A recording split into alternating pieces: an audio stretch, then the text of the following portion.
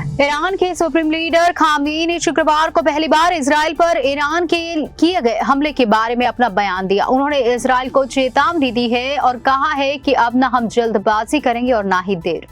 Iran के सर्वोच्च नेता अयातुल्ला अली खामेनी ने इजराइल को खुली चेतावनी दी है और कहा है कि अब ना हम देर करेंगे और ना ही जल्दबाजी करेंगे। खामेनी इजराइल पर ईरान के मिसाइल हमले के बाद पहली बार शुक्रवार को सार्वजनिक रूप से सामने आए। उन्होंने ईरान के इस हमले को इजराइल के अपराधों के लिए वैध सजा बताया और इस इजराइल विरोधी संघर्ष को जारी रखने का आह्वान किया। लगभग 5 वर्षों में अपने पहले शुक्रवार प्रार्थना उपदेश देते हुए खामेनी ने कहा कि इजराइल के विरोधियों को अपने प्रयासों और क्षमताओं को अब दोगुना करना चाहिए और आक्रामक दुश्मन का विरोधी करना चाहिए। खामेनी ने ये जो कहा है वो अब आग में घी डालने जैसा है। अरबी और फारसी में बारी बारी से बोलते हुए खामेनी ने क्षेत्र में ईरान के शीर्ष अर्ध सैनिक सहयोगी नसरल्लाह की प्रशंसा की और कहा कि अमेरिका और उसके सहयोगियों का ध्यान क्षेत्र के संसाधनों को जब्त करने के लिए इजराइल की सुरक्षा को संरक्षित करना है।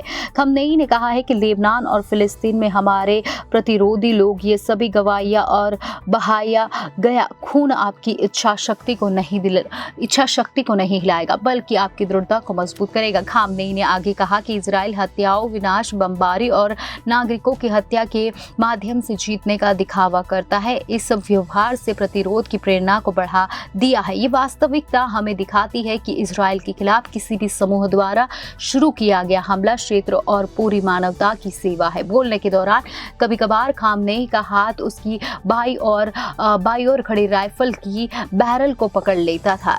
ये एक ऐसी परंपरा है जिसका पालन पूरे देश में दशकों से शुक्रवार की प्रार्थना करने वाले नेता करते आ रहे हैं। खामेनी ने कहा कि मंगलवार को इजराइल पर ईरान का हमला कानूनी और वैध था और जिसे उन्होंने इजराइल के अपराध कहा था उसके लिए ये न्यूनतम सजा थी। खामेनी ने बड़ी भीड़ में कहा था कि ईरान इजराइल का सामना करने में अपने कर्तव्य को पूरा करने में देरी नहीं करेगा और ना ही जल्दबाजी करेगा।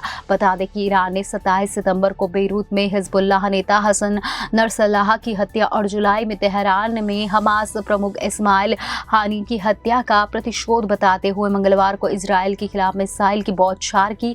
ईरान ने हानिये की हत्या के लिए इजराइल को जिम्मेदार ठहराया। इजरायली अधिकारियों ने जिम्मेदारी का दावा नहीं किया है।